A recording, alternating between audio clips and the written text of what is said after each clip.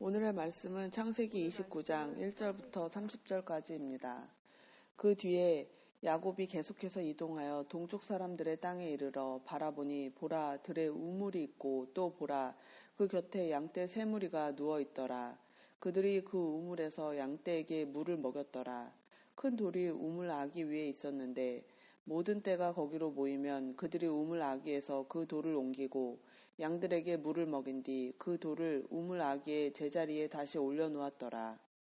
야곱이 그들에게 이르되 내 형제들아 너희는 어디에서 왔느냐 하니 그들이 이르되 우리는 하란에서 왔노라 하매 그가 그들에게 이르되 너희가 나홀의 아들 라반을 아느냐 하니 그들이 이르되 아노라 하매 그가 그들에게 이르되 그가 잘 있느냐 하니 그들이 이르되 잘 있느니라. 보라 그의 딸 라헬이 지금 양들과 함께 오느니라 하니라. 그가 이르되 보라 아직 한낮인즉 가축이 함께 모일 때가 아니니 너희는 먼저 양들에게 물을 먹이고 가서 먹게 하라 하매 그들이 이르되 그리할 수 없노라. 모든 떼가 함께 모이고 그들이 우물 아기에서 돌을 옮겨야 우리가 양들에게 물을 먹이느니라 하니라. 그가 아직 그들과 말하고 있을 때에 라헬이 자기 아버지의 양들과 함께 왔더라. 그녀가 그 양들을 돌보았더라. 야곱이 자기 외삼촌 라반의 딸 라헬과 자기 외삼촌 라반의 양들을 보고 가까이 가서 우물 아기에서 돌을 옮기고 자기 외삼촌 라반의 양떼에게 물을 먹이며 라헬에게 입맞추고 소리내어 울며 자기가 그녀의 아버지의 형제요 리브가의 아들임을 라헬에게 고하였더니 그녀가 달려가서 자기 아버지에게 고하매 라반이 자기 누이의 아들 야곱의 소식을 듣고 달려와서 그를 맞이하여 껴안고 그에게 입맞추며 그를 자기 집으로 데려가니라.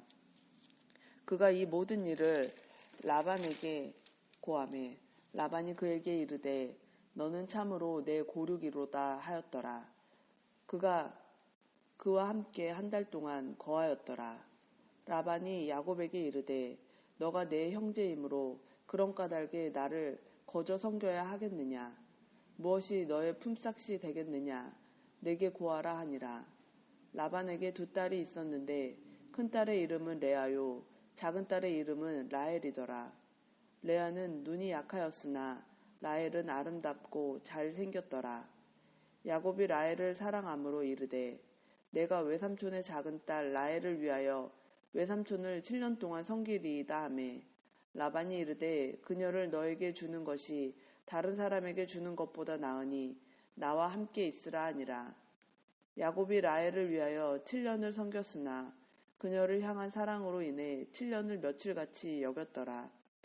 야곱이 라반에게 이르되 내 날들이 찼으니 내 아내를 내게 주소서 내가 그녀에게로 들어가겠나이다 하매 라반이 그곳의 모든 사람을 함께 모아 잔치를 베풀고 저녁 때에 자기 딸 레아를 데려다가 그에게로 보내니 그가 그녀에게로 들어가니라. 라반이 또 자기 하녀 실바를 자기 딸 레아에게 여종으로 주었더라. 아침이 되니 보라 그것은 레아더라. 그가 라반에게 이르되 외삼촌이 내게 행한 이 일이 도대체 무엇이니까? 내가 라헬을 위하여 외삼촌과 함께하며 섬기지 아니하였나이까? 그런데 어찌하여 외삼촌이 나를 속이셨나이까 하니 라반이 이르되 우리 지방에서는 이처럼 맏딸보다 작은 딸을 먼저 주는 일을 결코 하지 아니하느니라. 그녀를 위해 이레를 채우라. 우리가 이 딸도 너에게 주리니 너가 또 다른 7년을 여전히 나와 함께하며 섬길지니라 하매 야곱이 그대로 하여 그녀를 위해 이레를 채우니 그가 자기 딸 라헬도 그에게 아내로 주었고 그가 또 자기 하녀 빌하를 자기 딸 라헬에게 주어 여종이 되게 하였으므로 그가 라헬에게로 들어가니라. 그가 또한 레아보다 라헬을 더 사랑하고 또 다른 7년을 여전히 그와 함께하며 섬기니라. 오늘 우리는 야곱의 여정을 보고 있습니다. 이 야곱이라는 사람은 인간적으로 우리와 닮은 데가 많습니다. 그래서 우리가 아브라함과 이삭보다는 야곱에게서 좀 더 친근감을 느끼는지 모르겠습니다. 오늘 야곱이 이제 그가 있었던 브엘세바를 떠나서 밧단 아람으로 이제 가는데 그곳에서 새로운 직장 생활과 사회 생활이 시작됩니다. 오늘 하나님께서는 당신의 백성들을 이끄시는데 어떻게 이끄시는가? 하나님께서 당신의 백성들을 이끄시는 방법 세 가지를 여러분과 나누겠습니다. 첫 번째, 하나님은 당신의 백성들을 인도하실 때 환경을 바꾸심으로써 인도합니다. 야곱이 이제 본격적으로 시련 학교에 입학했어요.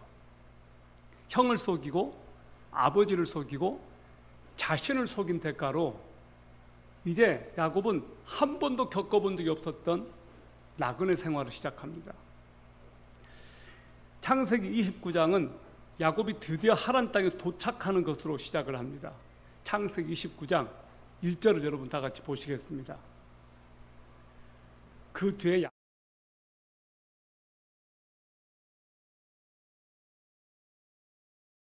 됩니다.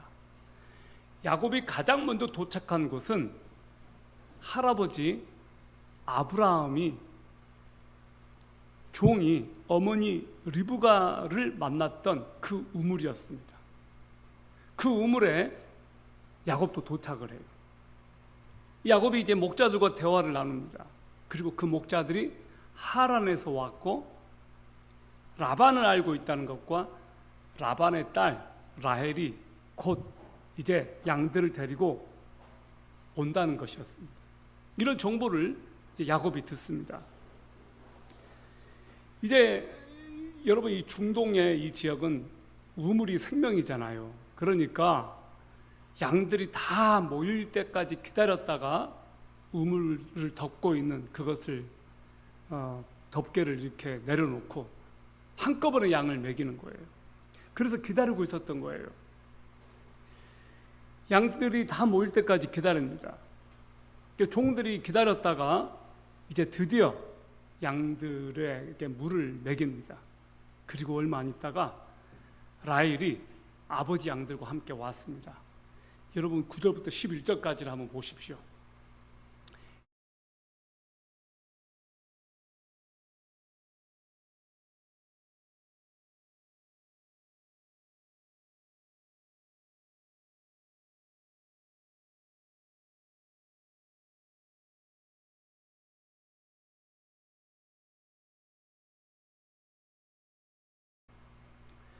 하나님께서 야곱을 이 우물로 인도해 주었는데 그 우물에서 누구를 만나느냐?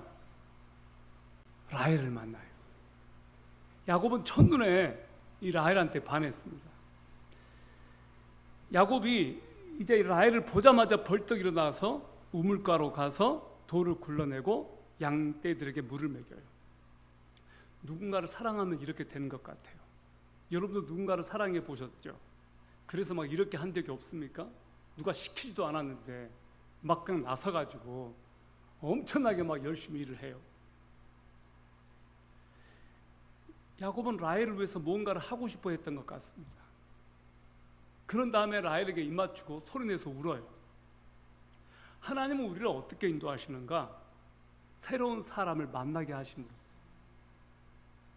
하나님께서 야곱에게 라헬을 만나게 해주셨고 라반을 만나게 해주셨습니다. 라헬은 갑자기 만난 남자가 자기 친척이란 사실을 알고 즉시 아버지에게 뛰어갑니다.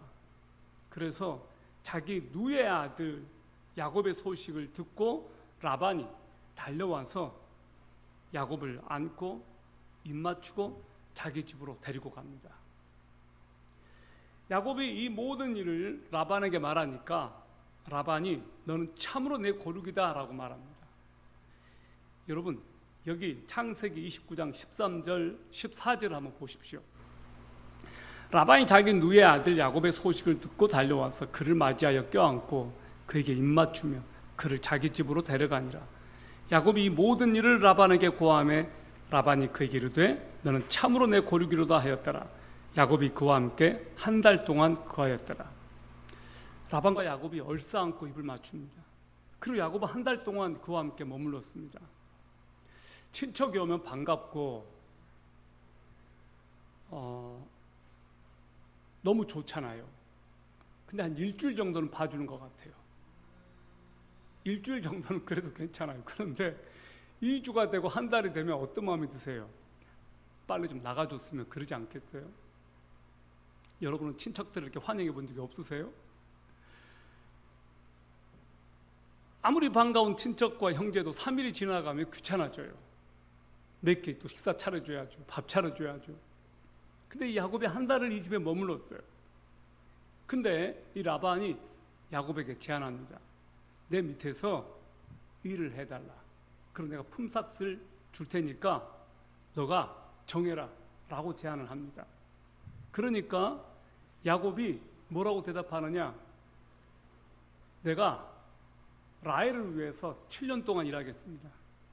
7년 동안 고용 근로 계약서를 씁니다. 그리고 대가는 뭐냐? 라헬을 신부로 주는 거예요. 그래서 이 계약에 서명을 합니다. 그 고용의 조건 딱 하나, 라반의 둘째 딸 라헬을 신부로 맞이하는 거. 조건은 7년 동안 라반 밑에서 일하는 거였습니다. 여러분, 하나님께서는 우리를 새로운 환경으로 인도하시고 새로운 사람들을 만나게 하셔서 이 일을 풀어가셔요. 여기는 야곱은 떠날 때만 해도 무슨 일이 펼쳐질지 몰랐습니다. 어떻게 될지 몰랐고 그에겐 두려움이 있었어요. 형 에서로부터 지금 도망을 치고 있고, 어머니가 가라고 하는 그 땅, 아버지가 가라고 하는 그 땅까지 왔습니다. 바단 아람에 왔습니다. 그곳에서 누구를 만났느냐? 외삼촌을 만나고 자기 신부를 만났어요. 하나님께서는 이렇게 인도하세요. 여러분, 여러분의 생애 동안에 하나님께서 만나게 해주신 수많은 사람들이 있을 겁니다. 그 수많은 사람들 가운데 여러분에게는 특별한 사람들이 있어요. 지금의 배우자들이 그렇고, 여러분의 가족들이 그렇고, 여러분이 지금 일하고 있는 그곳의 사장님이 그렇고, 여러분이 지금 만나고 있는 사람들이 그렇습니다. 여러분, 그 사람들은 여러분들에게 특별한 사람들이에요. 얼마 전에 장례식장에 갔습니다. 제가 전에 있었던 그 회사의 오너였습니다.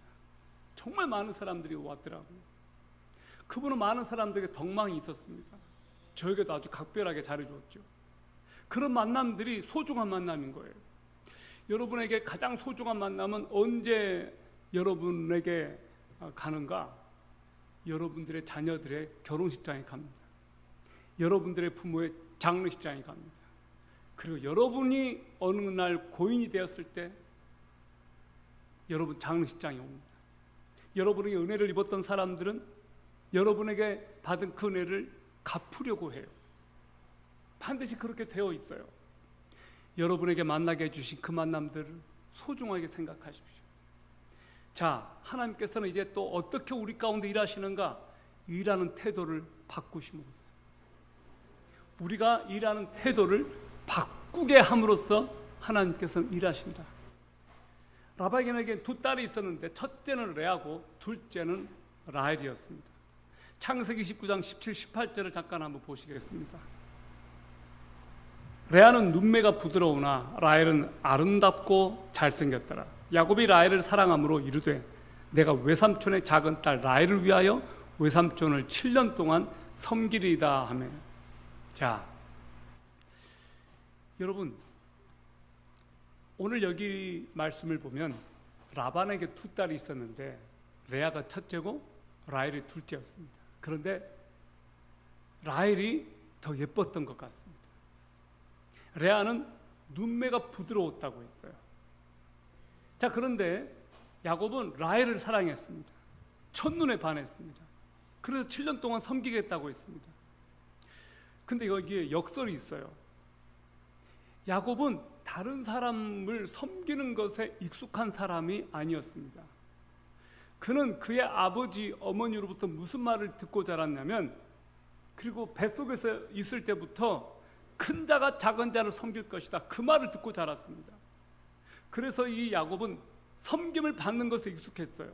자기가 동생이었음에도 불구하고 형으로부터 섬김을 받을 것이다 라고 하는 그 예언의 말씀을 그는 듣고 있었습니다. 집에 있었을 때 그는 양무리들을 먹여본 적이 없었을 것 같아요. 한마디로 부잣집 막내 아들이었습니다. 그런데 창세기 19장에 들어서서 상황은 역전돼요. 지금까지는 다른 사람으로부터 섬김을 받는 것을 꿈꿔왔던 이 야곱이 이제는 다른 사람을 섬기는 사람이 됩니다. 여러분, 예수를 믿으면 어떻게 바뀌는가? 예수를 믿으면 인생의 목적이 달라져요. 어떻게 달라지는가? 섬김 받으려고 하는 사람이 섬기는 사람으로 바뀌는 거예요. 여러분이 예수 그리스도를 믿고 여러분의 삶이 달라질 때 여러분은 어떻게 달라지기 시작했습니까? 여러분이 섬기는 사람이 되어가지 않았습니까? 여러분은 다른 사람의 필요를 채우는 사람으로 바뀌어요. 정말로 다른 사람에게 도움이 되는 사람으로 바뀌어요. 저는 이기적이고 자기중심적이었고 나밖에 몰랐고 섬김받는 데 익숙했는데 이제는 달라지는 거예요. 다른 사람을 섬기는 자로. 예수님께서는 제자들에게 말씀하셨습니다. 너희끼리는 그리하지 말지니 너희 중에 누구든지 크게 되고자 하는 자는 너희를 섬기는 자가 되고 너희 중에 누구든지 가장 으뜸이 되고자 하는 자는 모든 사람이 종이 되어야 할지니라. 예수님께서는 또 이렇게 말씀하셨습니다. 내가 온 것은 섬김을 받으려 함이 아니고 섬기러 왔다. 예수님이 이 땅에 섬기러 오셨어요. 이제 드디어 야곱은 섬김받는 자리에서 섬기는 자로 바뀌었어요. 누구를 만나면서? 라헬을 만나면서. 자기 인생에 가장 사랑스러웠던 한 여인을 만나면서 그의 삶은 그녀를 얻기 위해 자발적으로 섬기겠다고 해서 나선 거예요. 여러분, 이거 놀랍지 않아요? 야곱은 첫 번째 직장에서 돈 때문에 일하지 않고 사랑 때문에 일했어요. 사람들이 일을 합니다. 그런데 왜 일하느냐? 당신이 일하는 목적이 무엇입니까? 라고 물어본다면 대부분 첫 번째 하는 말이 먹고 살려. 돈 때문에 일합니다. 그렇게 대답을 해요. 말은 그렇게 하지 않아도 첫 번째 일하는 이유는 생계예요. 우리는 실제로 생계 때문에 일을 해요. 그런데 오늘 성경은 다른 목적을 가지고 일하는 것이 있다라는 것을 보여줘요. 일하는 첫 번째 목적은 사랑 때문이다. 여러분, 누군가를 진짜로 사랑하게 되면요, 어떤 일이 벌어지는지 아세요? 야곱처럼 돼요. 야곱처럼 이렇게 돼요.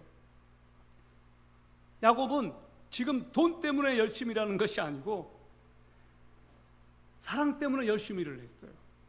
돈 때문에 열심히 일하는 사람이 있고 사랑 때문에 열심히 일하는 사람들이 있어요. 우리가 진짜로 하나님을 사랑하게 되면 어떤 일이 벌어질까? 하나님을 섬기는 그 일을 돈 때문에 하지 않게 됩니다. 여러분들은 지금 사실은 교회에서 엄청나게 돈을 내고 지금 섬기고 있어요. 저와 사역자들을 제외하고는 여러분은 지금 돈을 받고 일하는 것이 아니고 돈을 내면서 일하고 있어요. 어떻게 그것이 가능할까요? 여러분이 하나님을 사랑하기 때문에 그것이 가능하지 않을까요? 정말로 직장 생활을 하다 보면요, 회사를 다니는 직원들을 보면 진짜로 그 회사를 위해서 일하는 것이 너무너무 좋다는 사람들이 있어요.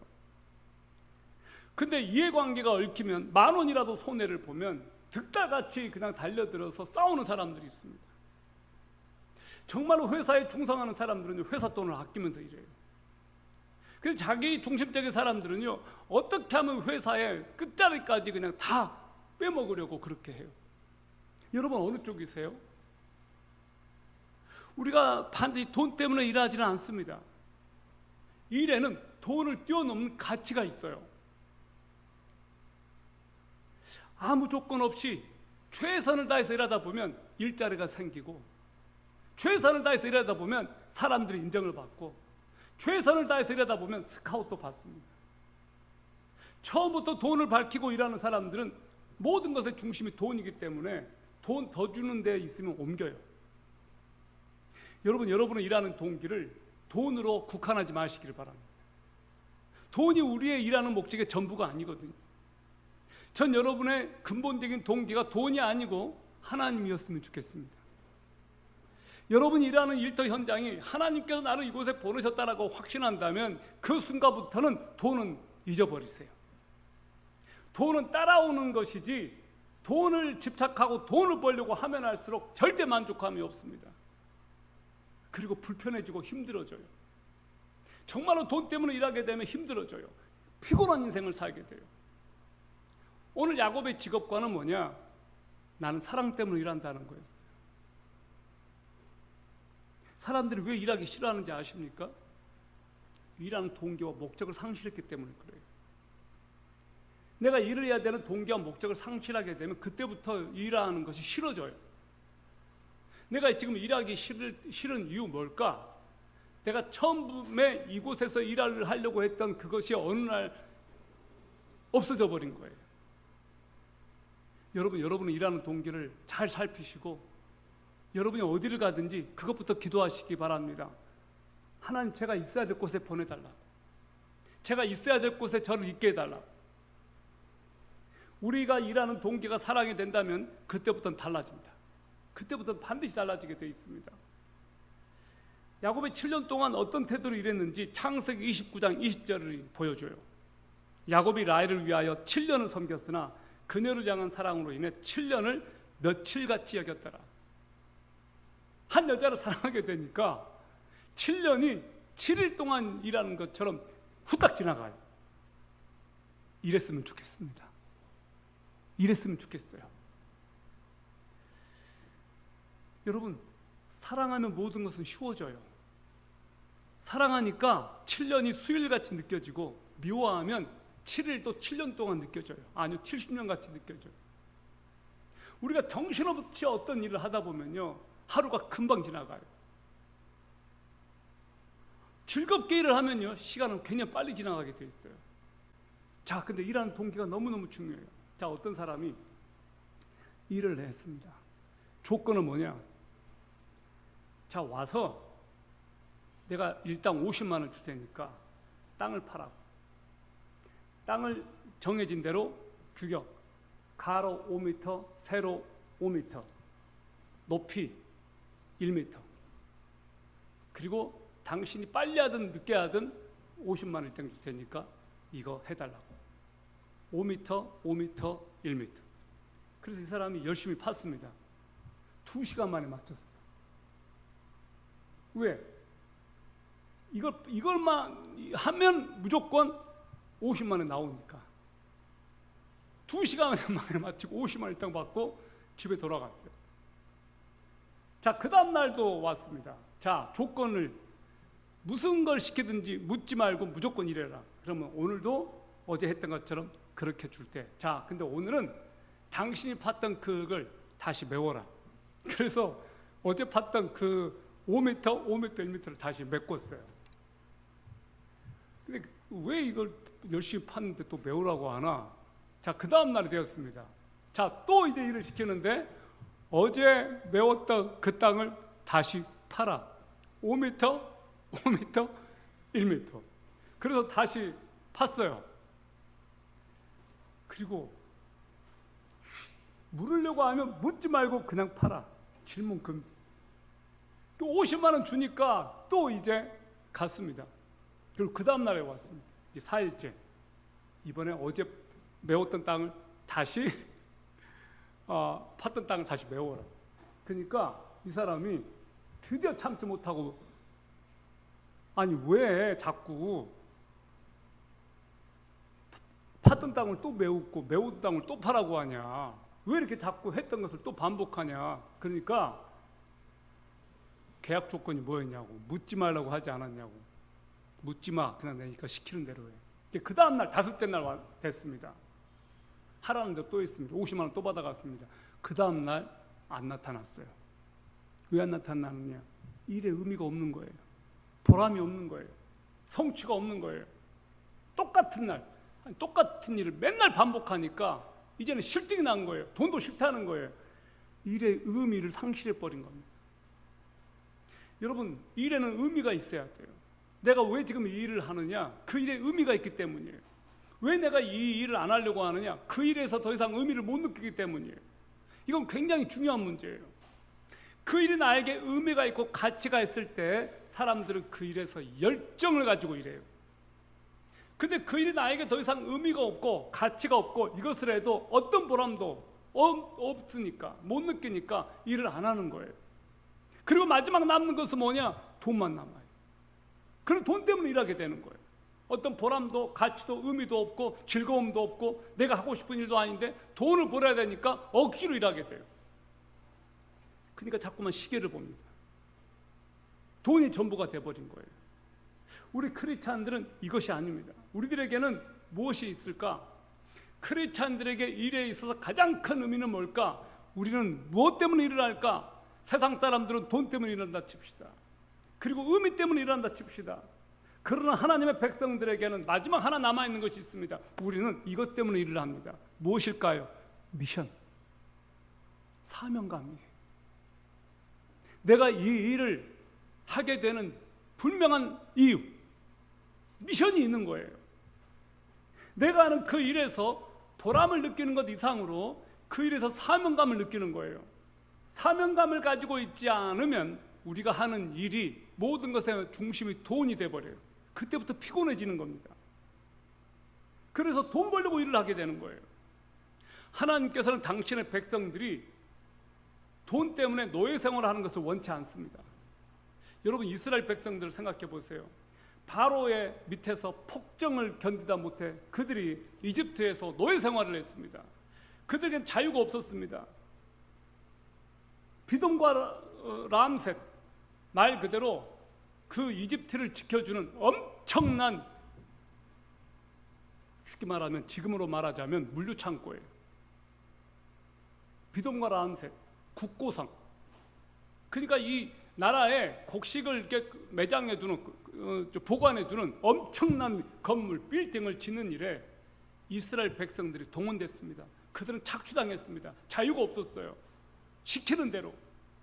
그리고 더 심각한 것, 그들은 돈도 주어지지 않았다고. 그 노동력이 착취만 당했어요. 노예였어요, 노예. 급여도 없어요. 시급도 없단 말이에요. 그러니까 그들이 무슨 이유 때문에 일을 해야 되겠습니까? 사명감도 없고 돈도 버는 것도 아니고. 그러니까 사람들이 죽어나가는 거예요. 의미가 없이 그냥 동원되니까. 그래서 그들이 구원자를 부르짖었습니다. 우리를 좀 구원해달라고. 그리고 어느 날 하나님께서 그들에게 누구를 보내주셨느냐?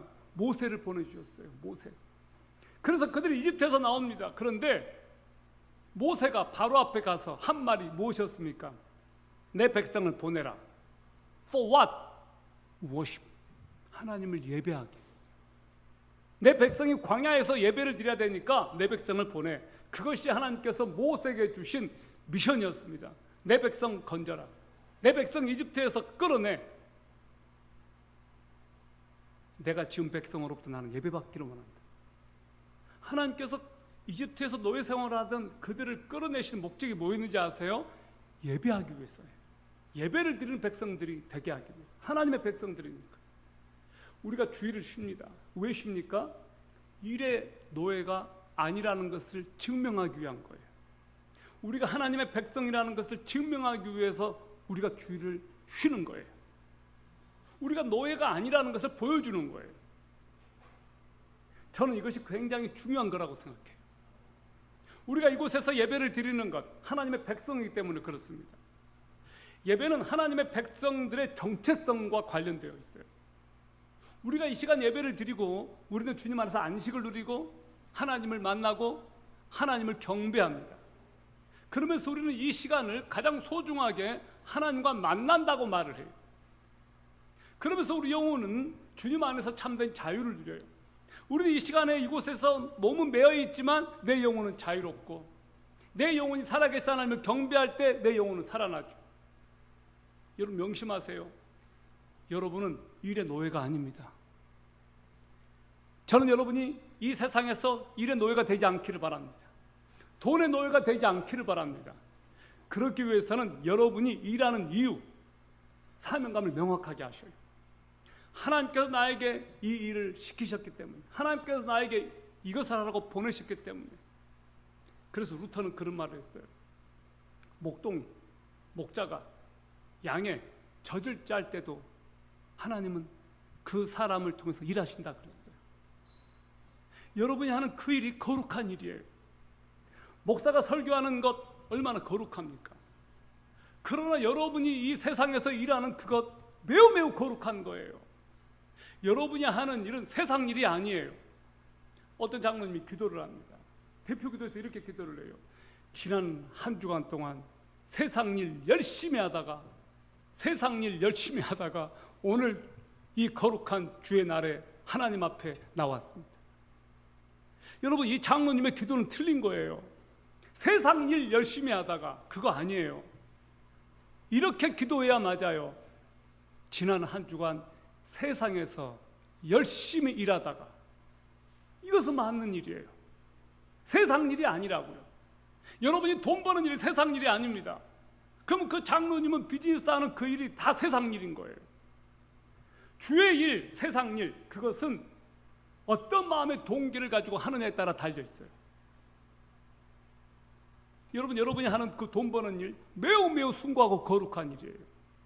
왜냐하면 여러분이 일하는 그것의 일부로 헌금을 드립니다. 11조를 드려요. 여러분, 그 헌금이 얼마나 귀하고 아름다운 거예요. 예수님 이 땅에 오셔서 일 안 하셔도 되는 분이에요. 그분은 하나님이십니다. 하나님의 아들이에요. 근데 그분이 손수, 목수 일을 하셨어요. 예수님을 가리키는 목수, 테크톤입니다. 테크톤, 헬라어로. 테크톤은 굳이 말하자면 석공이란 뜻이에요. 목수가 나무를 다루는 목수가 아니고 돌을 다루는 목수예요. 테크톤. 예수님은 목수 일을 하셨어요. 아버지 밑에서. 예수님은 일을 안 하셔도 되는 분인데 일을 하셨어요. 하나님의 아들이. 예수님께서 말씀하셨습니다. 하나님 일하시니 나도 일한다. 예수님이 이 땅에서 잃어버린 백성들을 하나님께로 인도하는 일을 하셨습니다. 제자 삼는 일을 하셨습니다. 예수님이 이 땅에서 30세가 되기 전까지는 아버지 밑에서 노동을 하셨어요. 예수님이 노동을 하셨기 때문에 노동이 거룩한 거예요. 노동을 구속하신 거예요. 여러분, 창세기로 돌아가 보죠. 아담과 하와가 죄를 지었습니다. 그래서 우리들에게는 어떤 결과가 주어졌습니까? 남자들은 땀을 뻘뻘 흘려야만 먹고 살게 해주셨고, 여자들은 해산하는 고통을 겪게 했습니다. 이것이 죄의 결과였습니다. 그래서 어떻게 됐나요? 그 전까지만 해도 일하는 것은 즐거웠는데 죄를 짓고 나서 일하는 것은 고통이에요. 직장인들이요, 너무너무 회사 가고 싶어서 좋아하는 직장인들이 있긴 하지만 많지 않습니다. 가고 싶지 않은데 억지로 가는 사람들 많아요. 그래서 월요병이란 말이 있어요. 힘드니까 그래요. 왜 힘들어졌느냐? 죄 때문입니다. 죄 때문. 예수님이 이 땅에 오셔서, 하나님의 아들이신데 이 땅에 오셔서 죄 문제를 해결하셨고 노동을 하셨어요. 일을 하셨어요. 그러므로 예수님 때문에 이 일이 축복이 된 거예요. 태초에 하나님께 천지를 창조하시고 나서 에덴 동산에서 일은 축복이었습니다. 저주가 아니었다고요. 예수님은 그것을 회복시키신 거예요. 그래서 우리가 예수님을 믿고 하나님의 자녀가 된 다음에 우리의 일하는 태도가 달라지는 거예요. 야곱이 달라졌던 것처럼. 야곱은 전에 섬기는 자로서의 사명을 받았습니다. 섬김을 받는 자. 그런데 그가 이제 섬기는 자로 바뀐 거예요. 사랑하니까 결국은 야곱이 몇 년 동안 일합니까? 14년을 일해요. 7년이 되었습니다. 문제는 결혼식 날 일어났어요. 야곱이 라반에게 기한이 찼으니 아내를 달라고 했습니다. 축가잔치가 벌어지고 결혼식 밤이 되자 교활한 라반이 작은 딸 라헬을 큰 딸 레아로 바꿔치기 해버렸어요. 그래서 야곱은 그것을 모른 채 라헬인 줄 알고 잠을 잤는데, 야곱은 전혀 의심하지 않았는데, 라헬과 첫날밤을 나누었다고 생각했는데, 행복한 뜨밤을 보냈는데, 성경은 이렇게 말합니다. 야곱이 아침에 보니 레아라. 여러분이 야곱이 돼봐요. 얼마나 황당하겠어요. 라헬인 줄 알고 그렇게 뜨겁게 사랑을 나눴는데 아침에 보니까 어머나, 라헬이 아닌 거예요. 레아인 거예요. 또 레아는 어떤 마음이었을까요? 야곱이 라반에게 따져 묻습니다. 어떻게 내가 이렇게 할 수 있냐고. 내가 라헬을 위하여 7년 동안 외삼촌을 섬기지 않았냐고. 어떻게 외삼촌이 나를 속일 수 있습니까? 라반이 대답합니다. 29장 26절에 우리 지방에서는 이처럼 맏딸보다 작은 딸을 먼저 주는 일을 결코 하지 아니한다. 그녀를 위해 이래를 채우라. 우리가 이 딸도 너게 주리니 너가 또 다른 7년을 여전히 나와 함께하여 섬길지니라 하며. 와, 라반 고단수예요. 진짜 고단수예요. 우리말로 하자면 야곱이 임자 제대로 만났어요. 야, 그쪽 지방에서는 동생이 형보다 앞설 수 있을지 모르지만 우리 지방에서는 동생이 결코 형을 앞설 수 없어.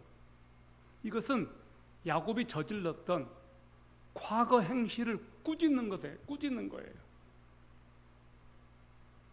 그거 아니에요? 너 형을 밀쳐내고 너가 축복받고 왔지? 너가 지금 장자권 상속받았잖아. 너네 동네에서는 그게 있을지 모르겠는데 우리 동네에서는 동생이 먼저 하는 법이 없어. 라반이 알고 말했든지 모르고 말했든지 이것은 야곱이 생각하기에 뜨악했을 말이에요. 야곱은 이미 그것을 경험했으니까. 자기가 형을 밀쳐내고 장자권을 상속받았으니까. 야곱은 속았습니다. 속이는 자가 속았어요. 아버지가 앞을 못 보는 것을 이용해서 아버지를 속인 야곱이 지금은 장인에게 속임을 당했어요. 에서로 변장한 야곱을 이삭이 착각하고 축복했듯이 야곱은 라헬로 변장한 레아를 품에 안고 착각하고 아내로 받아들였어요. 거짓말의 연속입니다. 야곱은 아버지 이삭을 속였는데 뛰는 놈 위에 나는 놈이 있었어요. 야곱은 힘은 대로 거두었습니다. 우리는 이 모든 것이 하나님의 손 안에서 이루어졌다는 것을 알고 있습니다. 야곱이 라헬을 위해 또 7년을 채웁니다. 그래서 결국 14년을 라반 밑에서 일했습니다. 그리고 드디어 라헬을 아내로 맞이합니다. 창세기 29장 30절을 보세요. 야곱이 라헬에게도 들어가니라. 그가 또한 레아보다 라헬을 더 사랑하고 또 다른 7년을 여전히 그와 함께하며 섬기니. 결과적으로 야곱은 레아를 위해 7년, 라헬을 위해 7년, 또 7년을 일했습니다. 가만 보니까요, 우리나라에서 초등학교 입학해서 대학교 4학년을 졸업했다고 할 때 딱 20년 걸리더라고요. 20년이라고 하는 그 인생의 학교에서 야곱은 두 아내를 얻었습니다. 라반 밑에서 직장 생활을 했고 라반 밑에서 결혼 생활을 또 했습니다. 야곱의 첫 사회 생활은 밧단 아람에서 시작이 되었는데 그곳에서 그의 인생이 새롭게 시작이 되었습니다. 야곱은 달라지고 변화되기 시작했습니다. 사랑하는 여러분, 우리는 우리가 예상했던 대로 삶의 방식과 패턴대로 우리 삶이 펼쳐지지만은 않습니다. 하나님께서는 우리를 그분의 방법대로 그분의 주권 속에서 우리를 바꿔가시고 연단해 가시고 훈련해 가십니다. 누구처럼? 야곱처럼. 우리는 우리보다 더한 사람들을 만나게 됩니다. 내가 감당할 수 없는 사람도 만나게 돼요. 우리는 내 생애에서 진짜로 만나지 말아야 될 그런 사람도 만나고 내 생애, 내 삶을 바꿔놓을 만한 그런 정말로 멋있고 훌륭하고 인격적이고 본받고 싶은 사람들도 만납니다. 이런 만남을 통해서 하나님께서 우리를 변화시켜 가세요. 저는 여러분이 지금까지 어떤 사람을 만났는지 모르겠습니다. 그리고 여러분이 어떤 사람들에게 어떤 영향력을 미칠지 모르겠습니다. 그러나 저는 진심으로 소망하기를 여러분이 누군가에게 선한 영향력을 미칠 수 있기를 바라고 여러분이 누군가로부터 선한 영향력을 받게 되기를 바랍니다. 하나님께서 야곱을 이기적이었고 자기중심적이었던 야곱을 섬기는 자가 되게 하셨는데 그 섬기는 자가 된 것은 누군가를 사랑했기 때문이에요. 그렇게 바꿔 가셨어요. 저는 여러분 안에 하나님을 향한 사랑, 다른 사람을 향한 사랑, 그 사랑이 충만하고 넘쳐지기를 바랍니다. 그래서 누군가를 섬길 때 기쁨으로 섬기게 되기를 바라고, 여러분 일을 할 때도 기쁨으로 일하게 되기를 바랍니다. 전 여러분이 정말로 돈 때문에 일하지 않기를 바라고 그 이상의 가치를 가지고 일할 수 있기를 바랍니다. 아멘. 그러므로 여러분, 하나님께 항복하는 시간, 하나님을 만나는 시간, 하나님을 경험하는 시간, 하나님께서 여러분의 삶 속에 들어오는 시간이 있기를 여러분 기도하십시오. 여러분이 생각하고 원했던 방향으로 가지 않는다고 해서 좌절하거나 낙심하지 마십시오. 하나님께서는 여러분의 생각과 여러분의 상황을 아십니다. 가장 좋은 것들로 여러분을 위해서 예비해 놓고 준비해 놓고 계십니다. 여러분, 이 말을 믿으십시오. 여러분에게 최고의 날은 아직 오지 않았습니다. 그리고 하나님께서 여러분을 그 최고의 날이 오도록 여러분을 이끌어가고 계시고, 마침내 그 최고의 날이 옵니다. 그리고 더 놀라운 사실, 예수 그리스도께서는 지금 여러분 가운데 일하고 계십니다. 아멘. 하나님께서 나와 함께 계시고 나를 통해서 일하고 계신다는 이 사실을 믿으시기 바랍니다. 기도하겠습니다.